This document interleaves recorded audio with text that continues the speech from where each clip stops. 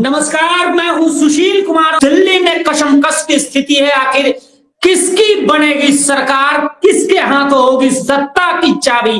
तमाम मुद्दों को लेकर हम आज चर्चा करेंगे और चर्चा इसलिए भी अहम है क्योंकि पूरा हरियाणा दिल्ली में लगा हुआ है और सरकार बनाने की बीजेपी पूरी कोशिश कर रही है।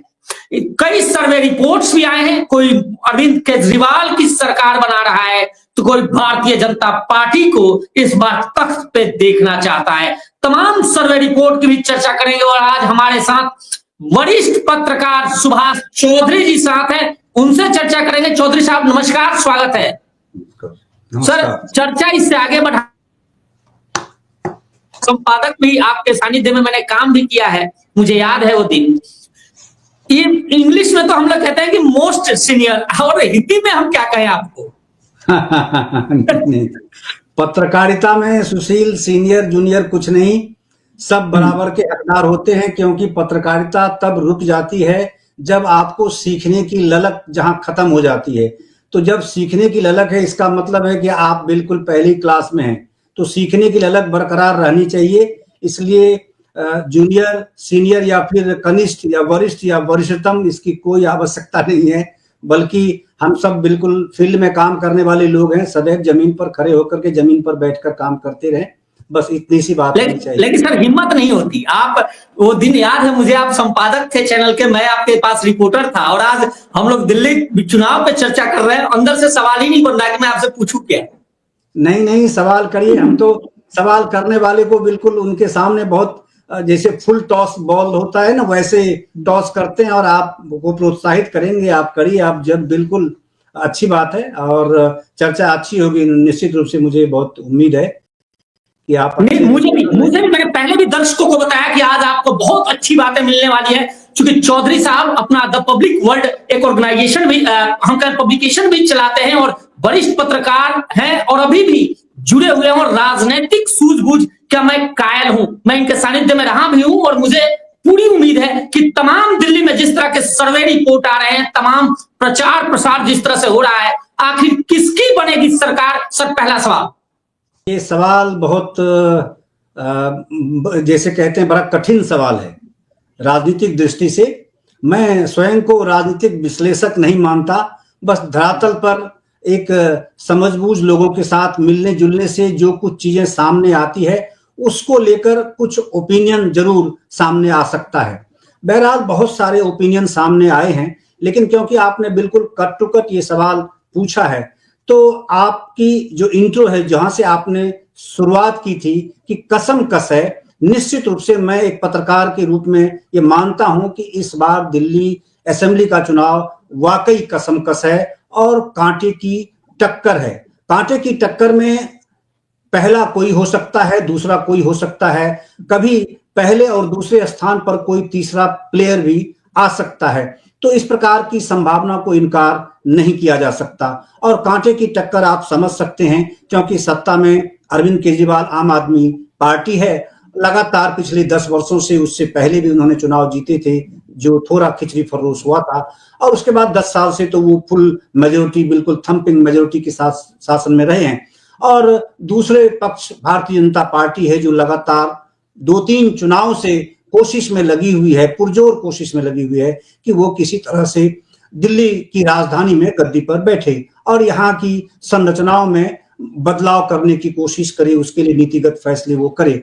और तीसरी बात यह है, जो तीसरा प्लेयर है वो है कांग्रेस पार्टी, जो लगातार 10-12 वर्षों से सत्ता से बाहर है, और भारतीय जनता पार्टी तो लगभग 25 वर्षों से दिल्ली में सत्ता से बाहर है। जाहिर है ये कसमकस तो निश्चित रूप से बहुत ही इंटरेस्टिंग है सुशील।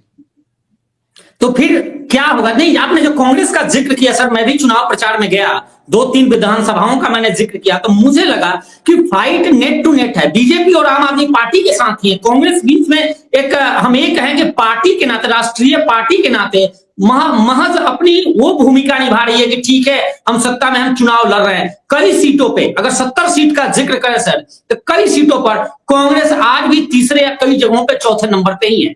1 नंबर 2 नंबर पे बहुत कम सीट है दिल्ली की। देखिए, ये बिल्कुल ठीक बात है, तार्किक भी है, मगर अगर तथ्य की दृष्टि से मैं आपको कहूं और कुछ सर्वे की के संकेत भी इस प्रकार के मिले हैं कि जो सामाजिक संरचना है, क्योंकि दिल्ली की जो डेमोग्राफी है, यहाँ का जो पॉपुलेशन है, वो बहुरंगी चरित्र है यहाँ। तो उसमें से आप किसी खास सेक्शन को लेकर के आगे बढ़ने की बात अगर सोचते हैं या फिर सोचते हैं कि वो उनके साथ इंटेक्ट हैं, तो ऐसा नहीं रहता है आमतौर पे। इस बार स्थिति थोड़ी बदली है, और इसलिए बदली है कि कुछ सर्वे जो रिपोर्ट में देख रहा था, जब आपका फोन आया उसके बाद मैंने थोड़ा अध्ययन किया और भी कुछ चीजों को देखा, तो सर्वे रिपोर्ट्स में कुछ इस प्रकार के संकेत मिल रहे हैं। कुछ जो समाज का कुछ तबका है जो कि आम आदमी पार्टी को भी जा रहा है, और 20-21% के आसपास वो कांग्रेस पार्टी को भी जा रहा है, क्योंकि लोकसभा चुनाव में किसी प्रकार की स्थिति बनी थी, इंडिया ब्लॉक को फायदा उसमें होता।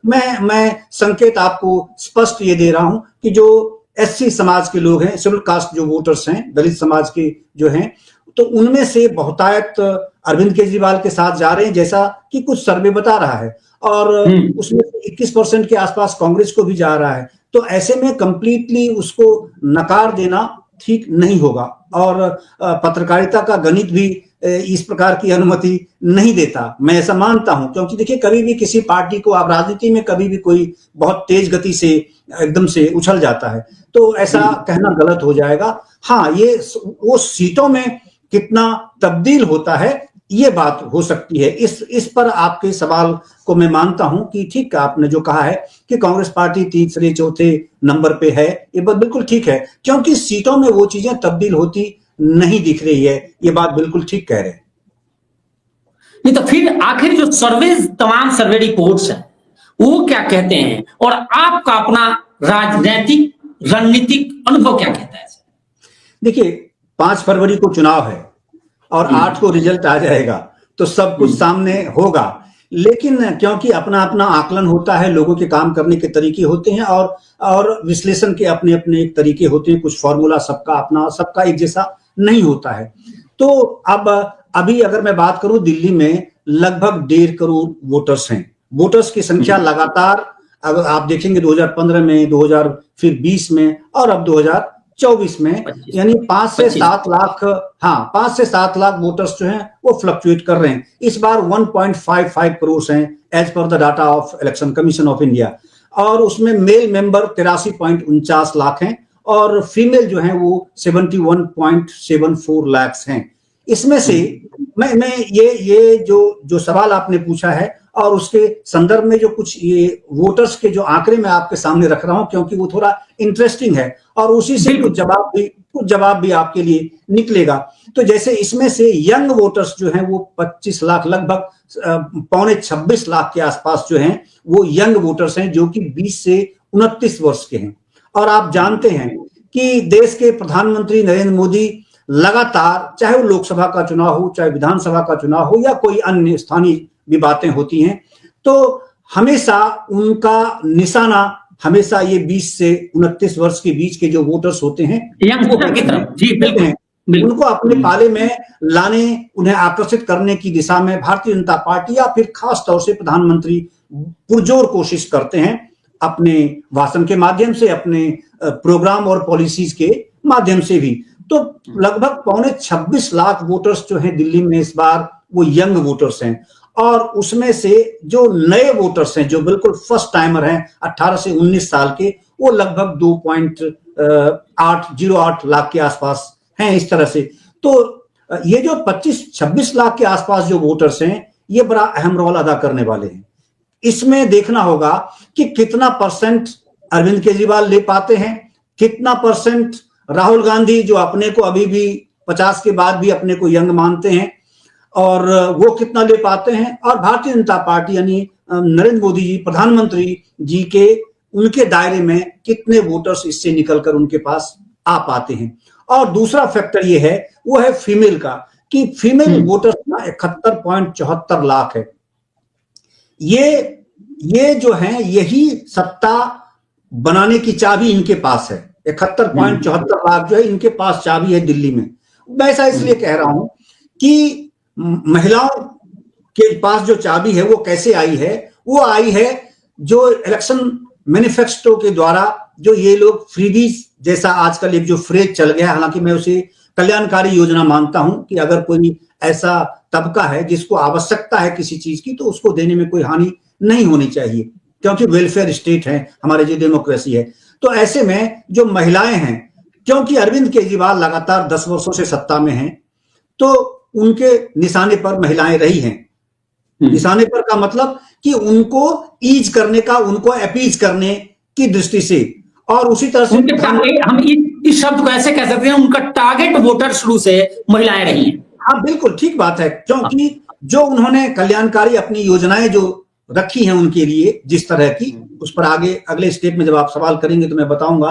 तो उनको टारगेट किया गया है लगातार 10 वर्षों तक, उनको अपीजमेंट, अगर तुष्टिकरण की बात आप करें एक राजनीतिक भाषा में ही, तो उनका तुष्टिकरण लगातार वो करते रहे हैं। और दूसरी तरफ प्रधानमंत्री नरेंद्र मोदी केंद्र सरकार की योजनाओं के माध्यम से विभिन्न प्रकार की बहुत सारी योजनाएं हैं, जिससे कि उनके टारगेट पर वो महिलाएं जो वोटर्स हैं वो आती हैं।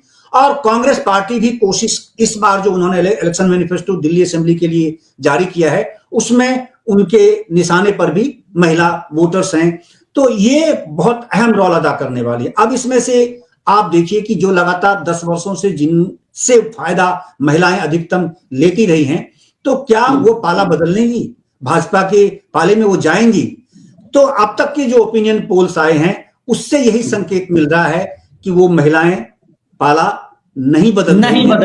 बिल्कुल 61-62% के आसपास जो महिलाएं हैं, अगर 100 महिलाएं हैं जिन्होंने आम आदमी पार्टी को वोट किया है, तो उनमें से अब भी 60 से 65 महिलाएं ऐसी हैं जो अब भी वो वोटर आम आदमी पार्टी के साथ बिल्कुल जुड़ी हुई हैं मजबूती के साथ। उनमें से कुछ जो छिटक रही हैं, वो इंटरेस्टिंग बात यह है कि वो कांग्रेस के पाले में नहीं जा रही है, वो भारतीय जनता पार्टी की ओर जा रही है। उसी तरह से भारतीय जनता पार्टी को जिन महिलाओं ने पिछली बार 2020 में वोट किए थे, उस 100 में से, उसमें से अगर आप देखेंगे तो उसमें से बहुतायत जो है वो भारतीय जनता पार्टी के हैं, साथ हैं, लेकिन उनमें से भी लगभग 20-25% ऐसी महिलाएं हैं, ऐसे महिला वोटर्स हैं जो कि आम आदमी पार्टी के पाले में जा रही हैं। तो इसी से मैं कहता हूं कि ये बहुत मुश्किल है, पत्रकारों के लिए भी कसमकस की स्थिति है कि आपके इस टू दी पॉइंट सवाल का क्या जवाब दिया जाए। निश्चित तौर पर तमाम सर्वे रिपोर्ट, आपने भी कई सर्वे कराए हैं, हम लोगों ने भी किए हैं कई सर्वे, उसमें कई फैक्टर्स काम करते हैं। लेकिन आज की स्थिति का जिक्र करूं, आज 31 जनवरी है, 5 को चुनाव होने हैं, आज की स्थिति दिल्ली में क्या है? देखिए आज की स्थिति तो यही है, अगर मुझे लगता है शायद अलग अलग दलों के जो फॉलोवर्स हैं और आपके चैनल पे देखते हैं लोग, तो शायद हमसे कुछ नाराज भी होंगे। मुझे ऐसा लगता है कि सत्ता में शायद दोबारा अरविंद केजरीवाल वापस आ रहे हैं। ये अलग बात है कि भारतीय जनता पार्टी ने अपनी पूरी ताकत लगा दी है। और आज देखिए, आज जब हम लोग बात कर रहे हैं तो आज 31 जनवरी है और अगले 3 से 4 दिन और हैं। ये 4 दिन जो है वो कयामत की रात की संज्ञा आप इसे दे सकते हैं। आज प्रधानमंत्री भी रैली कर रहे हैं, आज प्रधानमंत्री का भी कार्यक्रम है दिल्ली में, उन्होंने भी ताकत झोंक दी है। बिल्कुल, तो अगले 4 दिनों की जो स्थिति है उसमें बहुत सारा उलटफेर हो सकता है। जैसे मैं एक सट्टा बाजार की बात करूं कि सट्टा बाजार ने जो आकलन करके चीजों को जारी किया है या जो वहां से फ्लैश निकले हैं, तो उनमें से पहले उन्होंने अरविंद केजरीवाल की पार्टी को 31-32 सीटें इस तरह से बताया था, उनके पास 35 के आसपास का कहा था। लेकिन अब उन्होंने कहा है कि हाल के कुछ दिनों में काफी सुधार आया है, ऐसा उन्होंने कहा है। सट्टा बाजार का जो आकलन होता है वो बड़ा इंटरेस्टिंग होता है। हम सब लंबे अरसे से पत्रकारिता में हैं और इस देश के चुनावी परिणाम को बहुत कुछ वो कहते हैं, कहने में सक्षम होते हैं, इस तरह का देखा गया है। कई बार ओपिनियन पोल्स जो हैं वो बेकार साबित हो जाते हैं, निष्प्रभावी होते हैं, वो बिल्कुल गलत साबित हो जाते हैं, लेकिन इनका आकलन बड़ा सटीक कई बार होता है। तो इसीलिए मैंने यहीं से शुरुआत की आपके सवाल का जवाब देने के लिए। तो उसमें से आप देखेंगे कि जो ये सट्टा बाजार का जो मामला है, तो ये कहते हैं कि 70 में से 36 सीटें इन्होंने पहले दी थी आम आदमी पार्टी को। ये फलौदी सट्टा बाजार का सर्वे जो सामने आया है और मीडिया में जबरदस्त चर्चा में भी है। और हाल ही में फिर इसने कुछ उनकी सीट बढ़ने की बात कह दी आम आदमी पार्टी की, जो कि 39 से 41 सीटें तक ये जा सकते हैं। तो ऐसे में अगर की बात कर रहा हूं, मैं ये नहीं कह रहा कि मैं इसको मान रहा हूं, मैं तो क्योंकि आप ओपिनियन पोल्स की बात कर रहे हैं, इसीलिए किसी ने क्या कुछ कहा है उस पर कहते हुए फिर आगे मैं अपनी बात आपके सामने रखूंगा आपके दर्शकों के लिए। तो इन्होंने कहा कि हाल में फिर यानी पिछले 2-4-5 दिनों में सुधार हुआ है आम आदमी पार्टी की स्थिति में, और उसमें 39 से 41 सीटें भी इनको मिल सकती हैं। इन्होंने भारतीय जनता पार्टी को 29 से 31 सीटें दी हैं एक तरह से, यानी इनको 5 से 6 सीटों की दरकार होगी भारतीय जनता पार्टी को सत्ता में काबिज होने के लिए। कम से कम वहां चाहिए 36 सीटें चाहिए उनको बहुमत के लिए। और कांग्रेस को इन्होंने, जैसे कि आपने सवाल किया और आपने आशंका जाहिर की और कुछ बातें आपने कही कांग्रेस के बारे में, तो वैसा ही कुछ संकेत इस सट्टा बाजार के सर्वे में मिला है कि कांग्रेस पार्टी का जिक्र तक नहीं है इसमें। कांग्रेस को कोई फैक्टर ही नहीं माना है एक तरह से। यानी इससे तो ये जाहिर होता है, इससे मैं अगर ये धरातल पर उतरता है तो मैं ये कह रहा हूं, तो और बहुत सावधानी से मैं ये अगर शब्द यूज कर रहा हूं, क्योंकि ये मेरा सर्वे नहीं है, जाहिर है किसी संस्था का है, उस पर हम लोग चर्चा कर रहे हैं, उसका विश्लेषण कर रहे हैं। तो ऐसे में अगर कांग्रेस को इसने फैक्टर नहीं माना, क्योंकि इसलिए नहीं माना है कि पिछली बार 2020 में इनको केवल और केवल 4% के आसपास वोट मिले थे। विधानसभा चुनाव की बात कर रहा हूं मैंने, लोकसभा चुनाव का विधानसभा चुनाव से कुछ लेना देना होता नहीं है। वैसे चर्चा करने के लिए कुछ भी आदमी उसका आंकड़ा कहता रहे, होता नहीं इस देश में, ये बिल्कुल स्पष्ट है, और कई बार कई चुनाव में ये चीजें साबित हो चुकी हैं। तो कांग्रेस को फैक्टर नहीं माना, 4% के आसपास वोट है, वो कहते हैं कि ये किसी लायक नहीं है।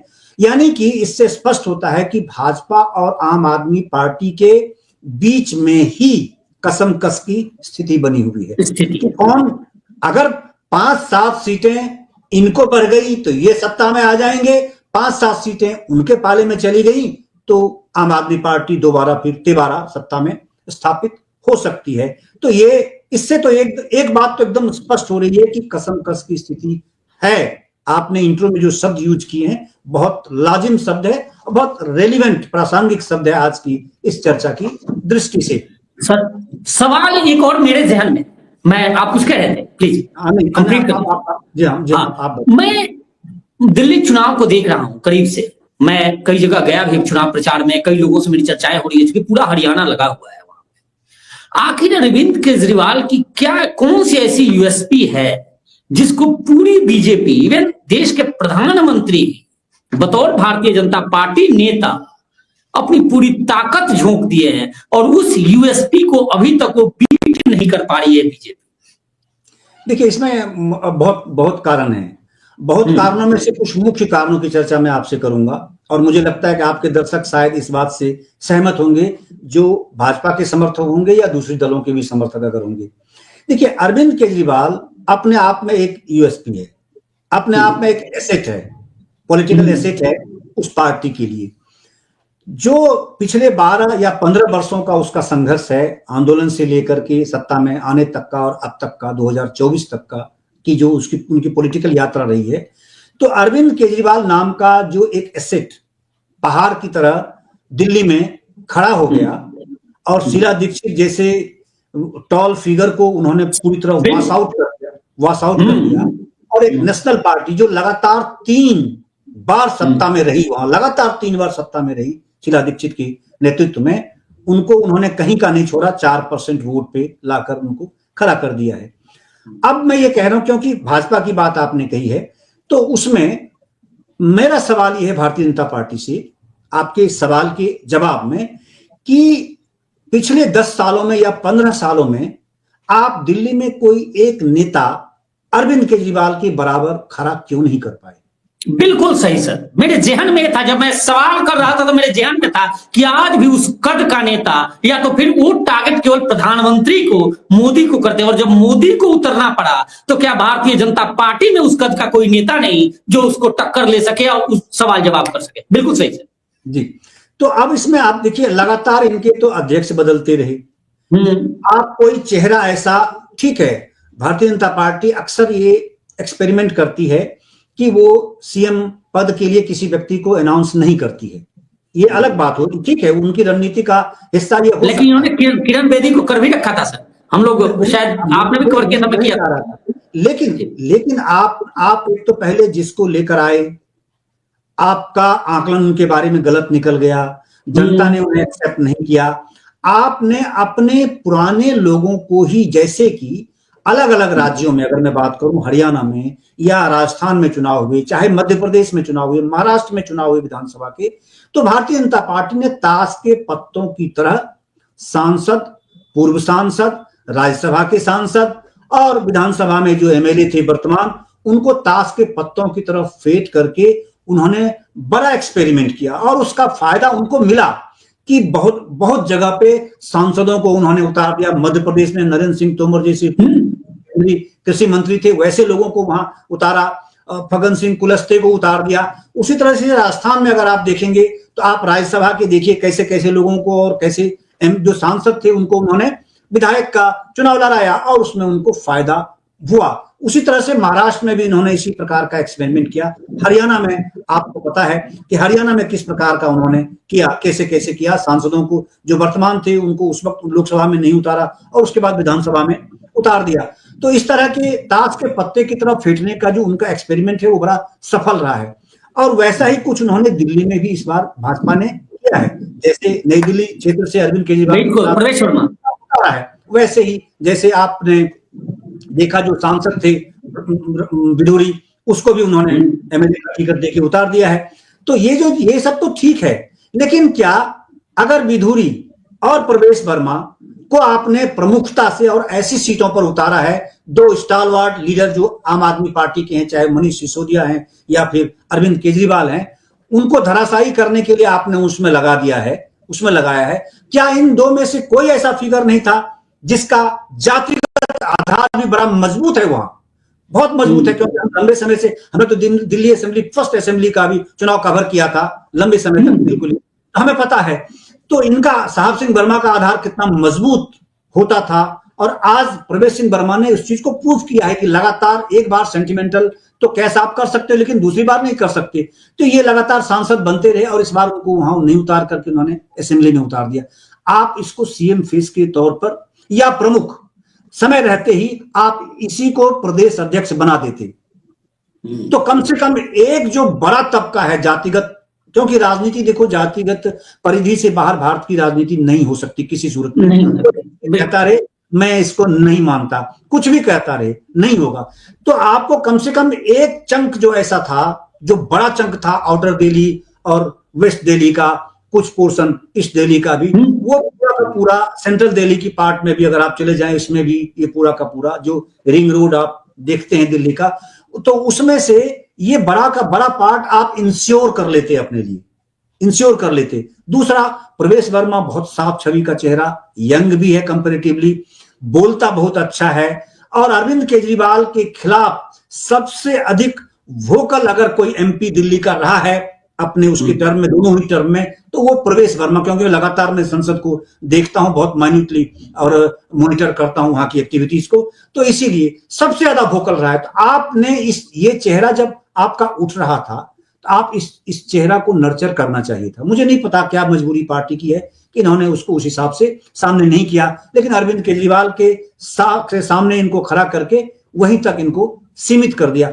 इसका फायदा आपको कहां दूसरी सीटों पे, तीसरी सीटों पे, मुझे नहीं लगता कि वैसा मिलेगा तब तक, जब तक कि पार्टी इस प्रकार का संकेत न दे या इस प्रकार के विचारों को फैलाए नहीं कि प्रवेश वर्मा ही उड़वी सीएम है भाजपा की, अगर भाजपा सत्ता में आती है तो तब तक दूसरी सीटों पे आपको इसका फायदा नहीं मिलेगा।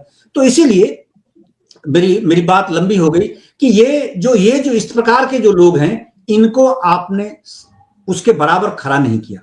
आप किसी एक ऐसे व्यक्ति को सामने लेकर प्रदेश अध्यक्ष के रूप में आ जाते हैं जिनका जनाधार उस हिसाब से नहीं है। वो पार्षद बन सकते हैं, कल को मेयर बन सकते हैं या कुछ इस तरह की चीजें। लोकल बॉडीज का चुनाव बिल्कुल अलग होता है और बहुत लिमिटेड होता है। पहला नगर निगम का चुनाव अभी सुशील मैंने कवर दिल्ली का कवर किया है, तो मैं वहां की चीजों को मैं जानता और समझता हूँ। ये तो सब नए पौध हैं, उस वक्त तो कुछ और स्थिति थी। मुझे बड़ा शॉकिंग लगता है कि डॉक्टर हर्षवर्धन जैसे साफ छवि के लोगों को जो लगातार बैटिंग करते रहे, लगातार जीतते रहे, विषम से विषम परिस्थिति में भी वो जीत कर आए, वैसे लोगों को बिल्कुल ही साइड कर दिया गया। इसी तरह से और भी चेहरे हैं भाजपा में जिनको आपने बिल्कुल साइड किया। ठीक है, सांसद दूसरे वोट उठाकर लाए, मगर ऐसे लोगों को सामने लाकर आप उसका फायदा उठा सकते थे, जिसमें मुझे लगता है भारतीय जनता पार्टी की रणनीति जो है वो, अब इसके पीछे क्या है इसका अंदाजा मुझे नहीं, क्या कारण है। पार्टी की अपनी नेतृत्व का अपना कुछ हो सकता है इसमें गुना भाग, लेकिन ये जो कमियां हैं ना, इस कमियों को मैं मानता हूं कि भाजपा अरविंद केजरीवाल को बीट करने में इसीलिए पिछड़ती है और पिछड़ती रही है। इस बार का नजारा आने वाले समय में पता चलेगा। दूसरा, ये तो पहला कारक आपने बता दिया। एक और कारक कुछ लोग कह रहे हैं कि जिस बीजेपी ने इस फ्री की रेवड़ी का विरोध किया था या मजाक उड़ाया था, आज मैनिफेस्टो में वही चीज आपने शामिल कर दिया। यानी कुल मिलाकर ये कहें कि उसी अरविंद केजरीवाल के राह पे आप खुद हैं। जब आप खुद वो करना चाहते हैं तो उसको गलत क्यों कह? हाँ, ये मैं मानता हूं। देखिए, कुल मिलाकर जो इस बार का दिल्ली असेंबली इलेक्शन है, हर बार की तरह इस बार भी भारतीय जनता पार्टी अरविंद केजरीवाल के ट्रैप में फंस गई है। आप फ्रीबीज की बात करते हो, तो फ्रीबीज की बात आप जब करते हैं, कुछ चीजों को तो जब केंद्र से लागू करते हैं तो आप कहते हैं ये कल्याणकारी योजनाएं हैं। मैं उसके समर्थन में हूं, मैं उसे बुरा नहीं मानता कि जिस तबके को उठाने की आवश्यकता है, सहलाने की आवश्यकता है, सपोर्ट देने की जरूरत है, एकदम दीजिए, बिल्कुल दीजिए, होना भी चाहिए ऐसा, ये जरूरी है और देश के विकास के लिए भी जरूरी है, सामाजिक विकास के लिए भी जरूरी है, सामाजिक जो समरसता है उसके लिए बहुत ये आवश्यक है। लेकिन आप जब इस प्रकार की आलोचना करते, जब इस प्रकार की चीजें कहते हैं, और आपका जो इलेक्शन मैनिफेस्टो, अब आप गारंटी की बातें आप कर रहे हैं, आप जो केजरीवाल गारंटी शब्द यूज करता था, आप गारंटी की बातें आप भी करने लगे हैं। और कुल मिलाकर अगर मैं बात करूं, क्योंकि आपका सवाल उससे संबंधित है, कि तीनों दलों ने अपने मैनिफेस्टो में जो गारंटी दी है, तीनों ने गारंटी शब्द यूज की है, भारतीय जनता पार्टी, कांग्रेस और आम आदमी पार्टी, तीनों ने।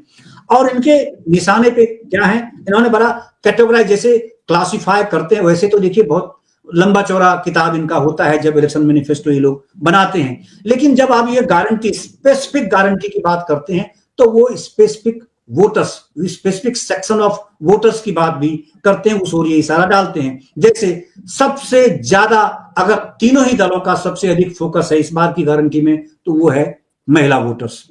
उनके लिए जो मासिक भत्ता देने की बात है, 2500, किसी ने 3500, जो भी बातें इन्होंने कई हैं अलग अलग उसमें। उसके बाद दूसरा उनके निशाने पर है बुजुर्ग, तो बुजुर्गों के लिए भी पेंशन है और इलाज की बातें कही जा रही हैं। कोई 10 लाख की बातें करता है, कोई ये कह रहा है कि आयुष्मान योजना के तहत, उन्होंने भी कहा 10 लाख की बात हम करेंगे फ्री। अरविंद केजरीवाल कहते हैं कि हम चाहे सरकारी हो या प्राइवेट हो, कंप्लीटली फ्री इलाज आपको देंगे। और कांग्रेस पार्टी कहती है कि राजस्थान की तरह हम 25 लाख वाला मॉडल यहाँ लागू करेंगे। ठीक है। तीसरी बात आती है, वो है युवा, जिसके लिए मैंने आपको कहा कि जो 26 लाख के आसपास वोटर्स हैं, उस युवा के लिए वैसे दुर्भाग्यपूर्ण बात है कि उसके लिए टारगेट तो ये कर रहे हैं कि रोजगार देंगे, हम 50,000 रोजगार देंगे। केवल 50,000 ही युवा वहां बेरोजगार नहीं है। ये ऊंट के मुंह में जीरा का फौरन वाली बातें ऐसी मुझे लग रही है। तो रोजगार और उनके लिए अलग से कुछ ऐसी चीजें जैसे स्किल इंडिया, या फिर जैसे प्रधानमंत्री नरेंद्र मोदी ने जो बातें कही, जो केंद्र सरकार की योजना है, उनके लिए अप्रेंटिसशिप का जो प्रोविजंस लाया गया है। और तीसरा, कांग्रेस पार्टी ने भी कहा है कि हम वहां इतना पैसा देते हैं, कर्नाटका में हमने लागू कर रखा है अप्रेंटिसशिप का, हर युवा को हम इतने पैसे देंगे, इतना देंगे, इतना, इस तरह की, वो लोकसभा में जो उन्होंने किया था वही चीजें उन्होंने यहाँ दिल्ली के लिए भी जारी कर दिया है इस तरह से। और महिलाओं के लिए जैसे सिलेंडर की बातें उन्होंने कर दी हैं, तीनों ही दलों ने की हैं, पहले नहीं करते थे, भारतीय जनता पार्टी बात नहीं करती थी, करने लगी है। अगला एक टारगेट है, सेक्शन है, चाहे वो किसी जाति का हो, ऑटो रिक्शा चालक।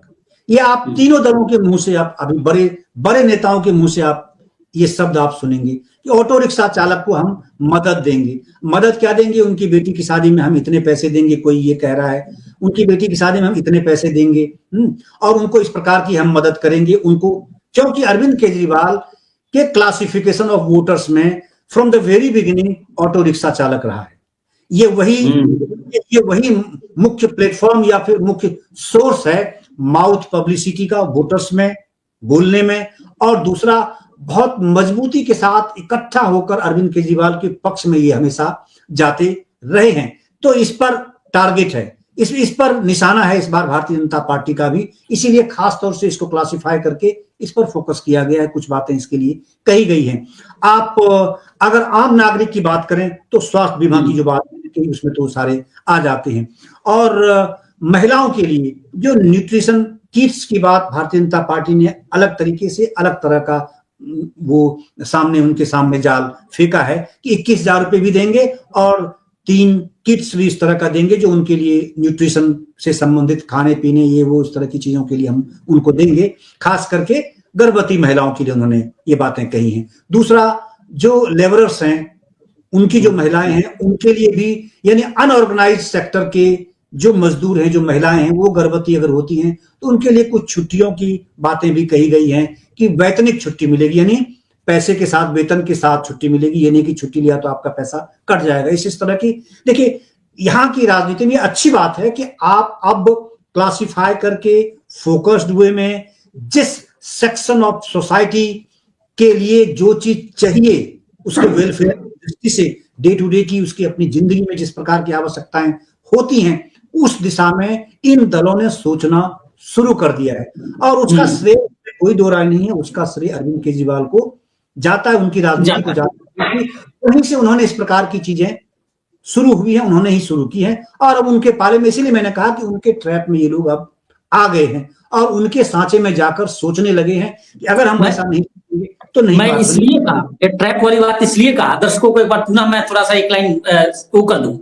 अरविंद केजरीवाल और आम आदमी पार्टी लगातार एक कहती है कि जो मैं कर रहा हूं वैसी ही घोषणा अब बीजेपी कर रही है, वही चीज बीजेपी करना चाहती है जो मैं ऑलरेडी कर रहा हूं। और निश्चित तौर पर मुझे लग रहा है कि जो वोटर्स है, जो जनता है दिल्ली की, आपने भी बहुत लंबा अरसा निकाला है दिल्ली में पत्रकारिता का, मैं भी गाहे बगाहे कई बार मैंने भी दिल्ली की पत्रकारिता की है और ग्राउंड लेवल पे मैंने किया है। अब जनता की बात कर लेते हैं, अभी तक नेता की बात होती रही, जनता वहां की कैसी है दिल्ली की? क्या ट्रैक में फंसने वाली है या फिर जनता पहले से मन बना ली है, चाहे कोई आ जाए कुछ भी हो जाए, उन्हें जो करना है वही करें? नहीं, देखिए कुछ पोर्शन ऐसा होता है, बहुतायत ऐसा होता है जो समर्थक हैं, और कुछ जो कि फ्लोटिंग वोटर्स हैं, ओसिलेट करते हैं कि अगर आपका पलड़ा भारी हो गया, अगर उनको लास्ट समय में लग गया तो वो आपके साथ लग जाएंगे, हमारा पलड़ा भारी हुआ तो वो हमारे साथ लास्ट मोमेंट में लग जाएंगी। तो स्विंग वोटर्स जिसे आप कहते हैं, इलेक्शन वोटर स्विंग वोटर्स हम कहते हैं, ये जो स्विंग वोटर्स हैं ये ही कई बार जो रिजल्ट है उसको आश्चर्यजनक बना देते हैं। तो ऐसे में मैं ये मानता हूं, क्योंकि दिल्ली की जो जनता है, वहां की जो जनसंख्या है वो बहुरंगी है एक तरह से, पूरा कॉस्मोपॉलिटन सिटी के रूप में, और क्योंकि देश के अलग अलग सभी राज्यों के लोग यहाँ रहते हैं, चाहे किसी राज्य के थोड़े ज्यादा हैं, किसी के थोड़े कम है, मगर सबका प्रतिनिधित्व यहाँ है। इसीलिए आप देख रहे हैं कि भारतीय जनता पार्टी ने लगभग सभी स्टेट्स के चीफ मिनिस्टर्स को यहाँ दिल्ली की चुनाव में लगभग बुला रखा है, सब लोग प्रचार कर रहे हैं, इसीलिए क्योंकि वो अलग अलग स्टेट के उस वोटर्स को वो टारगेट करते हैं, जिसे हम और आप माइक्रो मैनेजमेंट, या बहुत सारे लोग बोलते हैं कि माइक्रो मैनेजमेंट ये बीजेपी का है। यही माइक्रो मैनेजमेंट है कि अगर वहां 2000 वोटर भी आसाम के हैं तो आसाम के चीफ मिनिस्टर को लाकर उनका भाषण उस क्षेत्र में कराया गया, इसी तरह से मध्य प्रदेश का, इसी तरह से राजस्थान का, तो इसी तरह ये बातें हैं। तो ऐसे में, लेकिन जो कल्याणकारी योजनाएं हैं, मैं फ्रीबीज नहीं बोलूंगा, मैं इसको मानता हूं कि कल्याणकारी जो योजनाएं हैं, हालांकि बजट की दृष्टि से ये गड़बड़ी पैदा करती है। कभी बजट पे जब आप चर्चा करेंगे तो ऐसा क्यों मैं कह रहा हूं तो बोलूंगा, क्योंकि बजट में इसको नॉन प्लान्ड बजट कहा जाता है। गैर योजनागत खर्च जो होता है वो है जो बढ़ता जा रहा है देश में, और इसी कारण से बजट का घाटा भी बढ़ता है, दिक्कतें पैदा करता है। तो अलग विषय है, कभी चर्चा करेंगे आप पर। तो इससे कि ये जो चीजें हैं, ये जो कल्याणकारी योजनाएं हैं, स्कीम्स लाई जाती हैं, इससे क्या है कि देखिए, एक तो है कि बहुतायत में जनता दिल्ली की पिछले 10 वर्षों से उसका मजा ले रही है, उसका आनंद वो जनता उठा रही है, चाहे वो बिजली हो, चाहे वो पानी हो, सीवर का मुद्दा हो, महिलाओं को फ्री डीटीसी बस में आने जाने की सुविधा हो, इसी तरह से बुजुर्गों को पेंशन की बात हो, तो ये सब काफी चीजें हैं। ऑटो रिक्शा चालक को जिस तरह से उसमें लोन दिए गए, आगे बढ़ाए गए, रोजगार की दृष्टि से कुछ चीजें, कुछ मदद उनको की गई है। तो ये सब जो कुछ ऐसे पॉइंट्स हैं, स्कूल का निर्माण है, हॉस्पिटल्स की फैसिलिटी को बढ़ाना है, तो ये सब चीजें हैं। तो इससे क्या है कि जनता ने पिछले 10 वर्षों से उसका मजा ले लिया है, तो सोचता है कि जो देने वाला आदमी है ये खुद हमें दे रहा है, और ये कुछ बोल रहा है कि हम कुछ इस बार और जीत कर आएंगे तो थोड़ा और बढ़ा कर देंगे, तो हम इसी पर विश्वास क्यों ना करें। और जो हैं वो कह रहे हैं कि नहीं मैं तो 3500 दूंगा या 2500 दूंगा, मगर उनका रिकॉर्ड अभी दिल्ली में तो है नहीं। तो इसलिए इनका ट्रैक रिकॉर्ड पहले से प्रूव्ड है, और यही सर्वे में भी निकल कर आया है। जो सी वोटर सर्वे किया है तो उनमें भी यही चीजें निकल कर आई हैं। इसीलिए तो उससे क्या होता है कि बड़ा चंक जो है वो उनके साथ स्थिर रहेगा। नहीं ये तो भाई देने वाला है, पहले से दे रहा है, हम इसको क्यों लूज करें। मन में वो देखिए, जिसके अकाउंट में पैसे आएंगे जिसके माध्यम से, तो व्यक्ति वो तो सोचता है कि भाई लगातार आ रहा है, लगातार फायदा मिल रहा है, तो फायदा देने वाले को, जब वो देने वाला है ही ऑलरेडी, तो हम उसको क्यों छोड़ें, क्यों हटाएं हम इसको। उसी तरह से तो इस कारण से क्या है कि इस बहुरंगी चरित्र में भी गोलबंद होकर लोग वोट कर रहे हैं, पूरा गोलबंद होकर वोट कर रहे हैं इस कल्याणकारी योजनाओं के कारण से। और उसका अगर आप संकेत देखेंगे तो इस बार के सर्वे में भी आ रहा है। जो सी वोटर सर्वे है, मैं थोड़ा सा जिक्र करूं क्योंकि आपने जो सवाल किया है उसको हमारे जवाब को ये पुष्ट करेगा। ये सर्वे, ये कह रहा हूं कि इन्होंने जो सर्वे किया है, कि इन्होंने कहा है कि आम आदमी पार्टी को इस बार इन्होंने जितने लोगों का सर्वे किया, 3000 से कुछ लोगों का सर्वे इन्होंने किया था, तो उसमें से 51% वोट जो है वो अब भी आम आदमी पार्टी के पक्ष में जा रहा है। मुझे नहीं पता सैंपलिंग इनकी जितनी थी वो सैंपलिंग सही है गलत है, मैं उसका दावा नहीं ठोक रहा, बिल्कुल भी मैं एकदम क्लियर कर रहा हूं, एकदम डिस्क्लेमर देकर मैं साथ में चल रहा हूं कि ये मेरा ओपिनियन नहीं है। ये मैं जिक्र कर रहा हूं कि जो बातें मैं कहता हूं वो सर्वे में, कुछ सर्वे में भी सामने आए हैं। तो सी वोटर ने जो कहा है कि 51% वोट जो है वो आम आदमी पार्टी के पक्ष में जाता दिख रहा है, इसके संकेत मिल रहे हैं। जबकि 41% जो है वो, अब देखिए थोड़ा विरोधाभासी है कि 41% जो वोटर्स हैं उनके अनुसार वो चेंज की इच्छा जता रहे हैं। 51% जा रहा है, वो कहते हैं कि आम आदमी पार्टी के पक्ष में जाने का संकेत है। उनमें से अब उसमें से जितने सर्वे किए उसमें 41% जो है वो चेंज चाहता है। अब उस चेंज में आप देखिए क्या है, और आगे कहता है कि 100 से 80% जो महिलाएं हैं जिन्होंने आम आदमी पार्टी को, पहले भी मैंने जिक्र किया कि आम आदमी पार्टी को अगर 100 महिलाओं ने 2020 में मत दिए थे तो उनमें से इस बार बहुतायत में आम आदमी पार्टी के साथ ही वो खड़ी दिख रही है, उनके साथ, उनका ही साथ देते दिख रही है। ठीक है, 100 में से 80%, यानी 100 ने अगर दिया था वोट उस वक्त, तो उनमें से 80 महिलाएं आज भी आम आदमी पार्टी का समर्थक बनी हुई हैं। वैसे ही दूसरी तरफ अगर भारतीय जनता पार्टी को 100 महिलाओं ने वोट दिए थे 2020 में, तो उसमें से अब देखिए गिरावट है। क्यों ऐसा कह रहा हूं मैं, तो इसमें 100 में से 65% महिलाएं ही, जिसने 2020 में भाजपा को सपोर्ट किया था, उनमें से 65 महिलाएं ही इस बार भाजपा के साथ खड़ी दिख रही है। यानी 45 महिलाएं अगर परसेंटेज में ले लें तो 45% इनके पाले से महिलाएं निकल चुकी हैं। और वो कहां जा रही हैं? वो जा रही हैं कांग्रेस में नहीं, अच्छा, वो आम आदमी पार्टी की तरफ, हाँ, उनकी ओर जा रहे हैं। ठीक है, तो अब कुल मिला के गुना भाग अगर आप करेंगे तो दर्शक अंदाजा इस बात का लगा सकते हैं क्या सही होने वाला, क्या होने वाला है। ठीक है, अब इनमें से 25% जो हैं, 25% बहुत कैटेगोरिकली उन्होंने परसेंटेज यूज किया ऐसी वोटर ने, कि जो भाजपा के पाले से 35 महिलाएं, 100 में से 35 महिलाएं निकल रही हैं उनको छोड़कर, उनमें से 25 महिलाएं हैं जो हैं वो आम आदमी पार्टी के पाले में जा रही हैं। ठीक है। तो यानी कुल मिलाकर के 100 में 80 को वो अपने पास रखे हुए रखा है पहले से, उसमें वो सफल हो रहे हैं, और 25 छिटक के उनके पाले में, इधर से उनके पाले में जा रही हैं। तो आप ये क्या कहानी कह रही है, इसका रिजल्ट क्या होने वाला है, अंदाजा कर। अब 2020 में कांग्रेस को वोट जिन महिलाओं ने जैसे किया था, वो सब के सब आम आदमी पार्टी के साथ, क्योंकि उनको तो मात्र 4% वोट मिले थे। अब कोई प्रत्याशी ऐसा भी नहीं था कि जिसको देख करके कि वहां के मतदाताओं को उम्मीद जगे कि भाई ये आदमी आम आदमी पार्टी से ज्यादा आगे निकल सकता है, भाजपा को हरा सकता है, तो चलो इनके साथ लग जाएं। वैसी कोई स्थिति दिल्ली में थी नहीं। तो इसीलिए उम्मीद की किरण उनमें अभी मतदाताओं को नहीं दिख रही है।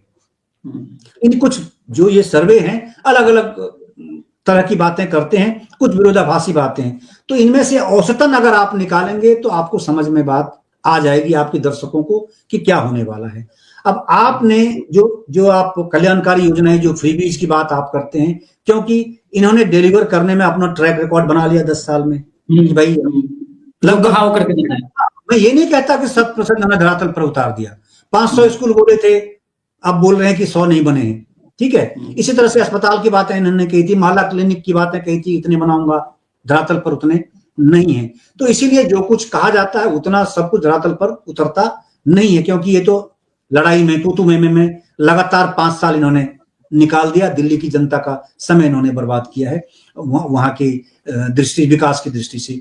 तो लेकिन क्योंकि फिर भी ट्रैक रिकॉर्ड इन्होंने अपना अच्छा बना लिया है, इसीलिए लोग इनके साथ, महिलाएं इनके साथ रुकी हुई हैं। और मैंने पहले ही बोला कि जो महिला वोटर्स हैं 60-67 लाख के आसपास, वो तो अहम रोल अदा करने वाली हैं। अब उसमें से अगर आप इसको, अगर मैं कह रहा हूं कि अगर ये सर्वे ठीक है, मतलब थोड़ा 5-7% आप इधर उधर भी अगर आप कर दें इसको एक तरह से, तब भी आपको ऐसा लगेगा कि वहां जो महिलाएं हैं वो कहां जा रही हैं, क्या वोट करने वाली हैं, किस चुनाव। मैं एक सवाल, मैं एक आपसे चर्चा करने से पहले, एक मेरे साथी हैं अभी दिल्ली कवर कर रहे हैं, बड़े चैनल के पत्रकार हैं, मैं उनसे चर्चा कर रहा था, तो उन्होंने कहा कि सुशील हरियाणा नहीं है, कि यहाँ की जनता, मैंने उनसे कहा कि अब तो 4 दिन बड़ा क्रूशियल है पार्टियों के लिए, प्रधानमंत्री भी प्रचार में कूद गए हैं और तमाम पूरा हरियाणा, यही कहे कि पूरा देश, पूरी बीजेपी जदोजहद कर रही है वहां सत्ता पाने के लिए। तो उन्होंने कहा कि ऑफ द रिकॉर्ड ये दिल्ली, ये हरियाणा है, बिहार यूपी नहीं है कि यहाँ 4 दिन में सब कुछ बदल जाए। उन्होंने कहा कि आज भी यहाँ 90% जो लोग हैं, जनता है, वो पहले मन बना लिए, चाहे आप कुछ भी करो, कोई कलर चढ़ाओ, उन पे कलर नहीं चढ़ेगा। वो अगर उन्होंने बीजेपी का मन बना लिया है आज से 10 दिन पहले, तो बीजेपी को देंगे, चाहे केजरीवाल कुछ भी कर ले। और जिन्होंने केजरीवाल का मन बना रखा है, तो वो चाहे मोदी जी या तमाम लोग कुछ भी कर लें, वो मन अपना नहीं बदलेंगे। तो फिर मैंने कहा कि 4 दिन को आप किस रूप में देख रहे हो? तो उन्होंने भी जिक्र किया कि जो 10% जो वोटर्स है, चूंकि दिल्ली में इस बार 5 से 7 सीटों का ही कशमकश है, तो उसको देखते हुए बीजेपी प्रचार अभियान तेज कर रही है कि वो 5 सीट भी अगर पाले में आ गई तो किसी तरह बीजेपी सत्ता पे काबिज हो जाए। आपकी क्या राय है? हाँ, ठीक कह रहे हैं। देखिए, मैं तो ये कहता हूं कि मैंने पहले कहा कि ये जो अब जो 4 दिन 5 दिन बचे हुए हैं, 4 दिन बचे हुए हैं, ये 4 दिन को मैं कयामत की रात मानता हूं दिल्ली में रिजल्ट की दृष्टि से।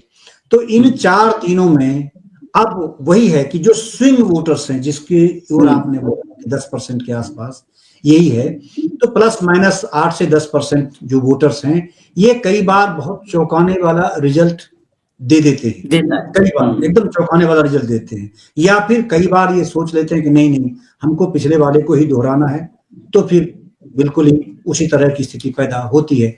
तो ऐसे में इनको ये कितना झटक पाएंगे, उनमें से 2 फैक्टर्स जिसकी चर्चा के आरंभ में मैंने कही थी कि महिला वोटर्स 67 लगभग लाख के आसपास जो महिला वोटर्स हैं, वो 74 है सर, महिला वोटर 74, ये 71 71.74 लाख। तो इसमें कितना कुछ बीजेपी अपना शेयर ले पाती है, और क्या कांग्रेस भी, जो अब लास्ट मोमेंट में राहुल गांधी मैदान में आए हैं, भाषण दे रहे हैं, तो कांग्रेस भी क्या कुछ इनमें से अपना शेयर ले पाएगी, निर्धारित कर पाएगी, सुनिश्चित कर अच्छा, पाएगी। एक लाइन रोकूंगा। क्या राहुल गांधी या कांग्रेस जब सक्रिय होगी, मान लीजिए जितनी सक्रिय होगी, किसके वोट बैंक पे असर पड़ेगा? देखिए, ये तो सीधा सीधा आम आदमी पार्टी का, क्योंकि आम आदमी पार्टी का आधार ही वही है आम आदमी पार्टी का। देखिए, भारतीय जनता पार्टी अन्य कुछ राज्यों के लिए अगर आप पिछले 15-20 वर्ष पीछे अगर देखेंगे तो वो वहां के लिए शायद नई हो सकती है। कुछ ऐसे राज्य हैं, चर्चा करेंगे इस बात पे कभी हम, कि कैसे उनका उठान हुआ है। लेकिन दिल्ली की बात अगर मैं करूं आपसे, तो 25 साल पहले तो भारतीय जनता पार्टी वहां सत्ता में थी। मदन लाल खुराना जैसे इतने मजबूत नेता इस भारतीय जनता पार्टी ने, यानी दिल्ली ने भाजपा को दिए हैं। भाजपा ने क्या, दिल्ली ने भाजपा को दिए थे। साहब सिंह वर्मा जैसे नेता दिल्ली ने भाजपा को दिए थे। तो तब तो ये एक छत्र राज था उनका वहां। तब आम आदमी पार्टी कोई सवाल ही नहीं, कोई कहीं बीज नहीं था, कुछ नहीं था, इसका कोई मतलब चर्चा में भी नहीं था, न इनका कोई इनिशिएशन हुआ था। तब केवल कांग्रेस से उनका टक्कर। और वैसे में तो भाजपा तो पहले से यहां स्थापित थी, उनका तो संगठन पहले से घर घर में यहां संगठन है, चाहे संघ के माध्यम से हो या खुद का पार्टी का संगठन हो। एक एक आप कहें तो मैं उस वक्त के एक एक मंडल अध्यक्ष का नाम आपको गिना सकता हूं भाजपा का। मैं, क्योंकि देखिए, मैं तो धरातल पर बैठकर पत्रकारिता, चाहे कितनी सीनियरिटी जूनियरिटी मेरे लिए कोई मायने नहीं रखती है, तो इसलिए मैं उस तरह से हमेशा पत्रकारिता करता रहा हूं। तो ऐसे ऐसे लोग थे और इतने सक्रिय लोग थे, बहुत मजबूत लोग थे, सबका अपना आधार होता था उस वक्त का। तो इसलिए कह रहा हूं कि वो ये कोई नई पार्टी वहां के लिए नहीं है भारतीय जनता पार्टी। तो ऐसे में तो आम आदमी पार्टी ने किसको खिसकाया? जो 3 बार से 15 साल से सत्ता में वहां बैठी थी कांग्रेस पार्टी, प्रचंड बहुमत के साथ शीला दीक्षित आती थी, तो उनका आधार पूरी तरह से इन्होंने खींच लिया, एक तरह से एकदम से, और कांग्रेस को बिल्कुल वॉश आउट कर दिया दिल्ली से। तो इसीलिए कि अब अगर वो 1%, 2%, 3% वोट भी अगर लेते हैं तो आप यकीनन वो आम आदमी पार्टी के पाले में उसमें सेंध लगाएंगे निश्चित रूप से। तो उसका फायदा, देखिए, जितना आप अपने विरोधी को, मतलब किसी के विरोधी का नुकसान होता है, तो जो दूसरा प्रतिद्वंदी है ना, उसको वो डबल फायदा देता है। ये चुनावी गणित है, बहुत स्पष्ट। आम आदमी शायद इस चीज को ना समझे, लेकिन अगर 4% वोट आम आदमी पार्टी का उसके पाले से कांग्रेस में चला गया, तो बीजेपी को बढ़त कितनी? जस्ट 8%। डबल होता है वो इस तरह से कि एक तो उसका कम हो गया और आपका कम नहीं हुआ, तो आप उस पर हावी होंगे। तो 5 से 7 सीटों का ही तो खेल है, अगर कसमकस है आपके शब्दों में, तो वही 5 से 7 सीटों का ही तो खेल है। उतने में काम तमाम हो जाएगा। एक अपोजिशन में बैठने को मजबूर होंगे और एक सत्ता में चले जाएंगे, वहां विधानसभा में फिर दहाड़ेंगे। तो इसलिए कह रहा हूं कि ये जो स्थिति है, इसलिए कांग्रेस उसको नुकसान पहुंचाएगी। कितना नुकसान पहुंचा पाती है, महिलाओं में क्या उनका शेयर होता है, एक। दूसरी बात यह है कि क्या युवाओं में जो 20 से 29 साल के जो यंग चैप्स हैं, वहां यंग प्रोफेशनल्स हैं, पढ़ने लिखने वाले या फिर नौकरी करने वाले जो युवा हैं, ये 25 लाख के आसपास हैं, इलेक्शन कमीशन का आंकड़ा कहता है। तो इन 26 लाख में कितनों पर प्रधानमंत्री जी डोरे डाल पाएंगे और कितने आम आदमी के साथ बने रहेंगे पिछले 2020 की तरह से, उसमें परसेंटेज उनका क्या होगा। और राहुल गांधी जो लगातार जा रहे हैं, उन्होंने इस बार कंपैरेटिवली अपना प्रदेश अध्यक्ष जो देवेंद्र यादव को बनाया है, तो कंपैरेटिवली वो यंग हैं पहले के अन्य कई लोगों से, अगर केवल अजय माकन को छोड़ दें हम तो यंग है वो, ठीक है। उनका अपना एक आधार है जातिगत, क्योंकि यादवों का वोट दिल्ली में कुछ पोर्शन ऐसा है जहां बहुत अच्छा प्रभाव रखता है। तो ऐसे में तो ये है कि क्या वो अपनी ओर खींच पाएंगे, जो उन्होंने गारंटी दी है, 10, 12, 15 गारंटी जो बातें वो कर रहे हैं, 8 गारंटी, 15 गारंटी, तो क्या उससे वो खींच पाएंगे? अगर नहीं खींच पाएंगे तो फिर बहुत दिक्कत है। फिर तो आम आदमी पार्टी आगे बढ़ रही है और भाजपा 2, 4, 5, 7 सीटों के लिए शायद रह जाएगी, अगर इस प्रकार की स्थिति बनती है। लेकिन सुशील, इसमें एक चीज बहुत और इंटरेस्टिंग है, जो कि आपके दर्शकों मैं एकदम बताऊंगा, क्योंकि आपके इस सवाल से जुड़ा हुआ है और जो बातें मैं कह रहा हूँ उसको ये विंडिकेट करने वाली चीजें हैं। ये एक अलग तरह का सर्वे है, ये सर्वे है और ये मुझे भी पहली बार ये सुनने को मिल रहा है, लेकिन इसकी चर्चा मीडिया में बहुतायत है। सभी जगह आप देखेंगे कि प्रिंट मीडिया में और जो वेब पोर्टल मीडिया है सारे के सारे, सब पर इनको प्रमुखता से लिया गया है। वो क्या है, ये special for the section of schedule caste voters के लिए इन्होंने सर्वे किया है और ये उसी से संबंधित संस्था है, ये एनजीओ है, the National Confederation of Dalit and Adivasi Organisation, ये NACPAOR शॉर्ट फॉर्म में इसको बोलते हैं, the National Confederation of Dalit and Adivasi Organisation. ये है, इन्होंने अपने ही सेक्शन के लिए दिल्ली में सर्वे कराया। लगभग 6256 लोगों से इनकी पूछताछ हुई, अपने सवालों से को उन्होंने उनके सामने रखा और उनमें से 2574 जो हैं वो महिलाएं हैं।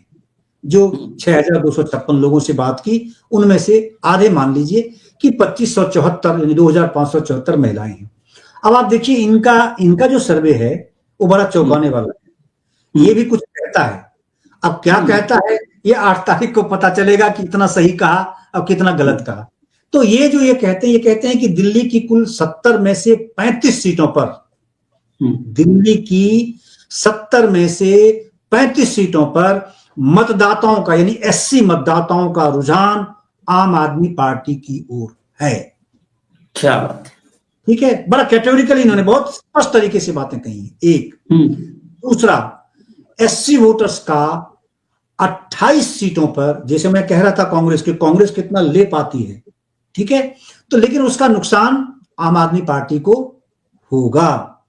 ये कैलकुलेशन जब आप करेंगे तो इस फैक्टर को भी सामने रखना बहुत जरूरी है।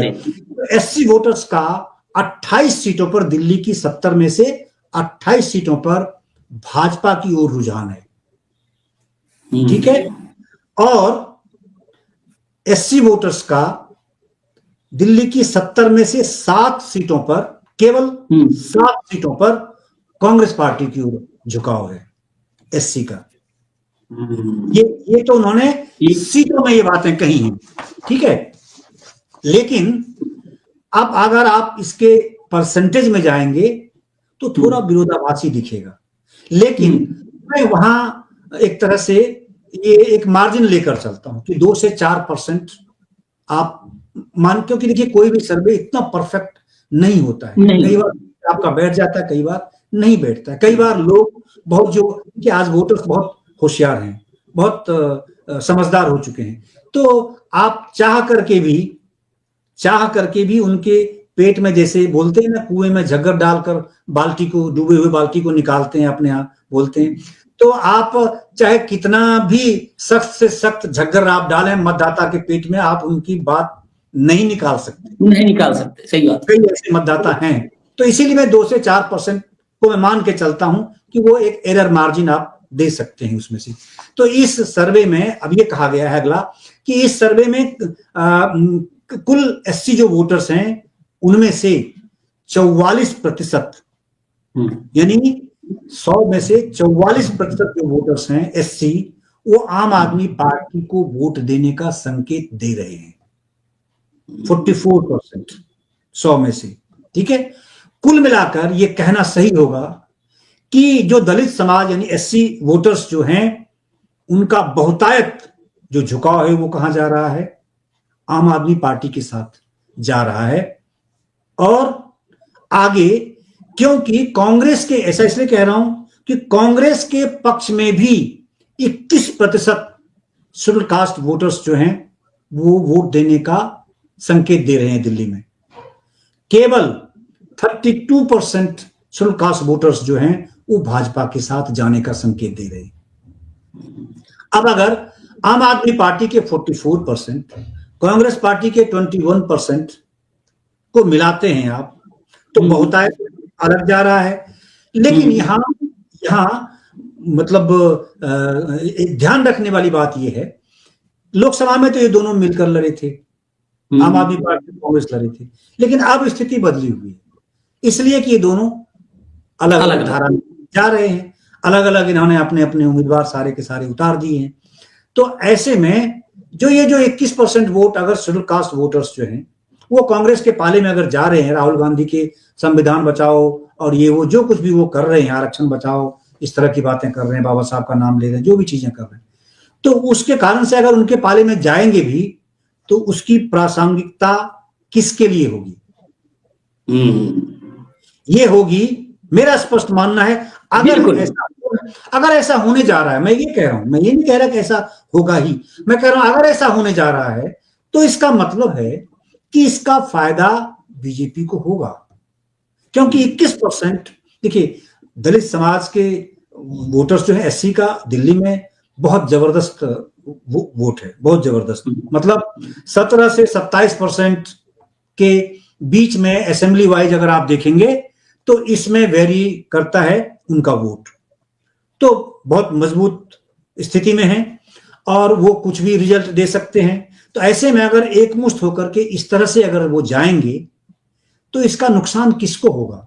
जिन 7 सीटों पर कम से कम, क्योंकि पहले हमने शुरू की और पहला सर्वे ये कहता है, दूसरा सर्वे भी कहता है कि 6 से 7 सीटों का अंतर भाजपा शायद बहुमत से रह जाए, लेकिन अगर 7 सीटों पे दलित समाज के लोग वोटर्स कांग्रेस के साथ जा रहे हैं दिल्ली में इस सर्वे के अनुसार, तो वहां हारेगा कौन? आम आदमी पार्टी, क्योंकि भारतीय जनता पार्टी का 32 से 35 जो उनका वोट परसेंटेज है उसी आसपास में ऑसिलेट कर रहा है, बहुत नुकसान नहीं है, कुछ चीजों को, महिलाओं को अगर छोड़ दें तो किसको फायदा होगा? नुकसान होगा आम आदमी पार्टी को और फायदा उनके प्रतिद्वंदी भाजपा को होगा।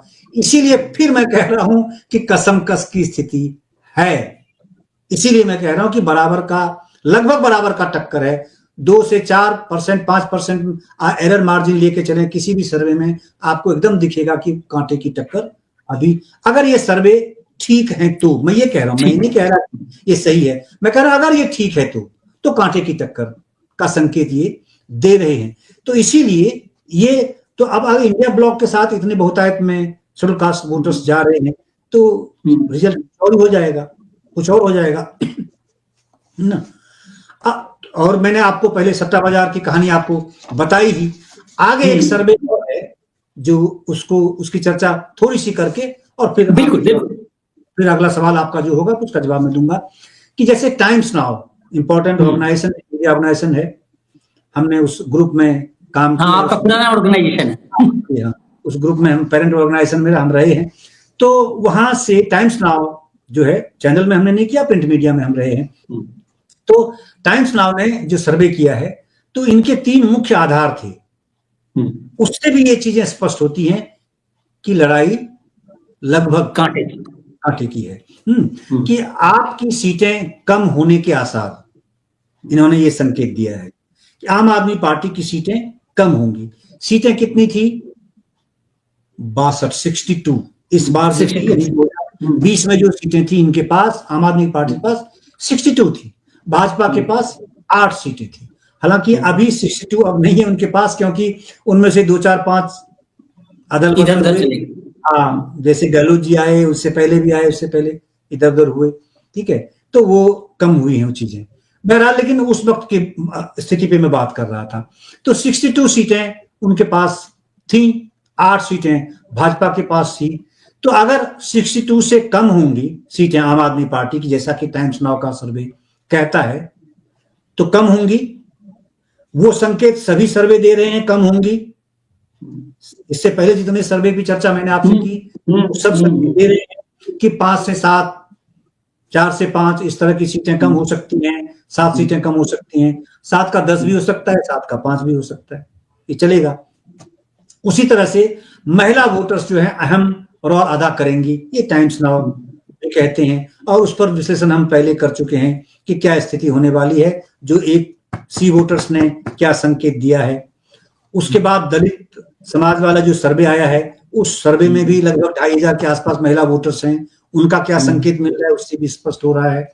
और आम आदमी पार्टी की जीत का अनुमान संभावना इन्होंने जताई है, यानी कि 36 सीटों तक आम आदमी पार्टी पहुंच सकती है अगर टाइम्स नाउ का पोल सही में धरातल पर उतरा। इनका जो